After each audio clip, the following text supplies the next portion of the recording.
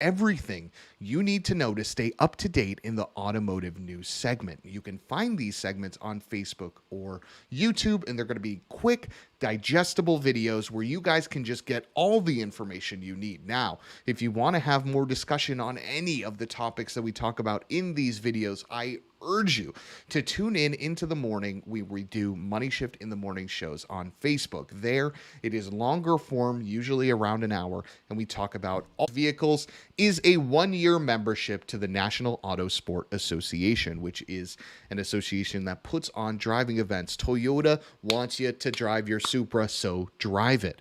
Moving on to the next vehicle, and probably the most boring vehicle in today's news, we got the Toyota Corolla Cross. Coming in with a 2-liter naturally aspirated 4-cylinder engine, this 169 horsepower, 150 pound-feet of torque monster comes in front-wheel drive or all-wheel drive, and it is mated to a CVT transmission. The Corolla Cross slots in below the Toyota RAV4, and in all-wheel drive trim, they actually give you some fun things. It's got fully independent suspension and dynamic torque control, but because it's mated to a CVT, you want to nuke it from orbit. It is what it is. In front-wheel drive form, it gets 32 miles to the gallon combined. In all-wheel drive form, it gets 30 miles to the gallon combined, which is pretty good for an SUV. Now, if that's not enough for you, a hybrid is coming soon. So stay tuned for that. But I don't think anybody watching this necessarily cares, but who knows? It's a nice-looking SUV that slots in a little below the RAV4. So if the RAV4 is too big for you because they keep getting bigger year over year, maybe this Corolla Cross is something you identify with. Maybe you're driving a 90s RAV4 right now and you want something that's similar size to that vehicle. Here you go. Here it is, the Corolla Cross. Moving on to something that is a little bit more expensive, we got the Bugatti Chiron Super Sport. Now, here on this show, we're going to be doing something a little bit interesting, okay? When we talk about cars like this, we're going to measure their price in Rolls-Royce boat tails. So if you guys know, the Rolls-Royce boat tail is a coach-built Rolls-Royce vehicle, part of their new program. Word on the street is it was for Jay-Z and Beyonce, but we'll get to that in a later episode, potentially, if more information comes out. But that car costs 1/7 of a 170, which is incredible. But not as incredible as how fast this thing actually is. It does 0 to 124 miles an hour in 5.8 seconds, 0 to 186 miles an hour in 12.1 seconds. It switches from 6th to 7th gear if you're going all out at 250 miles per hour, and it is capped at 273. Pretty incredible numbers for a pretty incredible machine. Moving on, Kia unveiled their new Kia Sportage. Now, this is an incredibly important vehicle for the brand, and the reason why is because of the space that it operates in.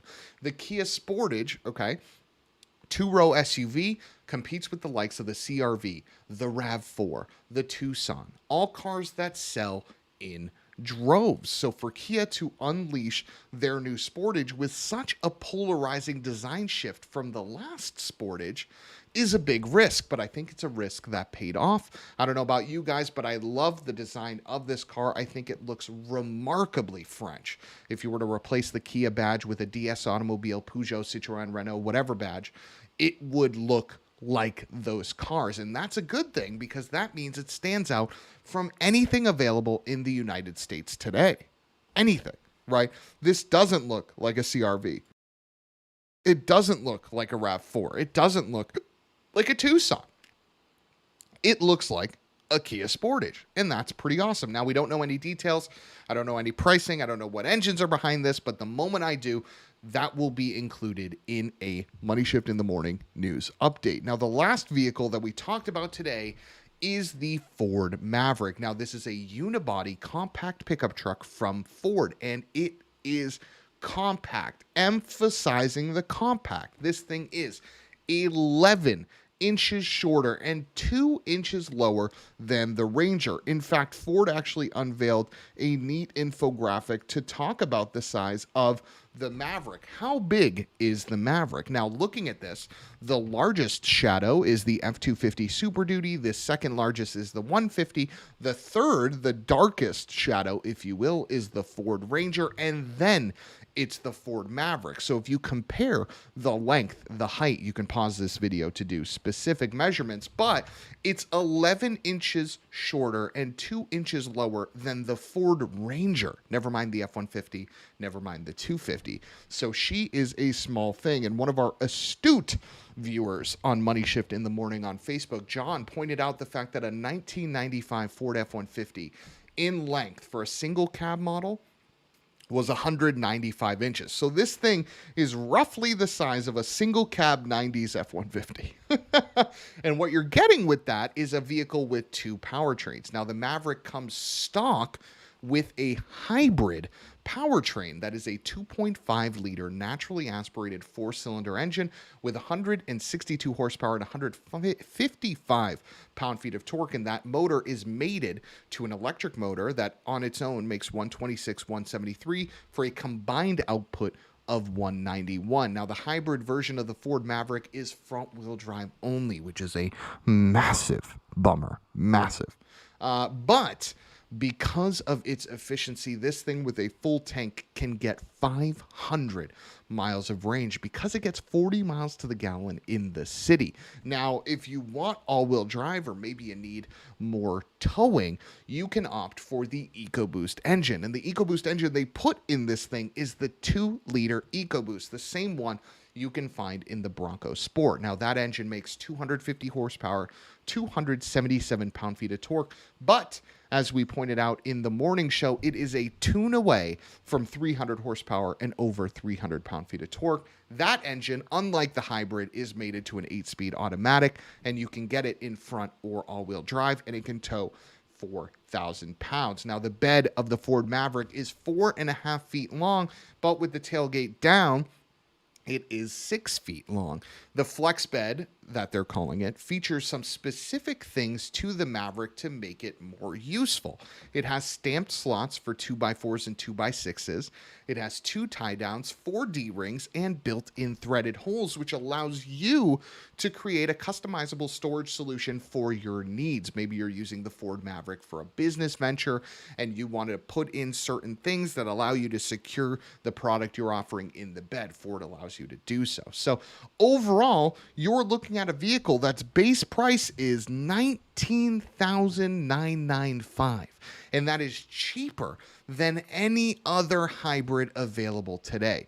Todd Eckert, which is the Ford Truck Group marketing manager, puts it perfectly. He says, quote, "The Maverick product proposition is like nothing else out there. It's a great looking truck featuring 4 doors with room for 5 adults. A standard full hybrid engine with city fuel economy that beats a Honda Civic, plenty of towing and hauling for weekend trips or do-it-yourself projects, and it starts under $20,000. And what he hit on is so important, okay? This thing starts at under $20K, which means you can get it relatively well optioned for under $30,000 easily. It has better fuel economy than a basic sedan, whether that's a Civic, whether that's a Corolla, whether that's an Elantra, whether that's a whatever. This thing has better fuel economy than that. And oh, by the way, it's a freaking pickup truck, okay?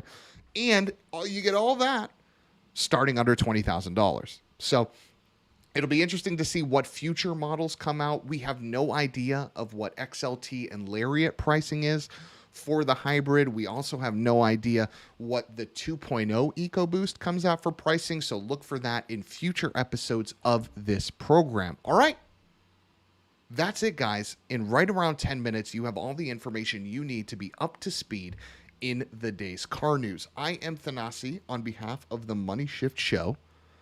If you guys want more information or you want a longer discussion about any of the subjects, okay, tune into Facebook where we run a Money Shift in the Morning live show every morning at around 8 a.m.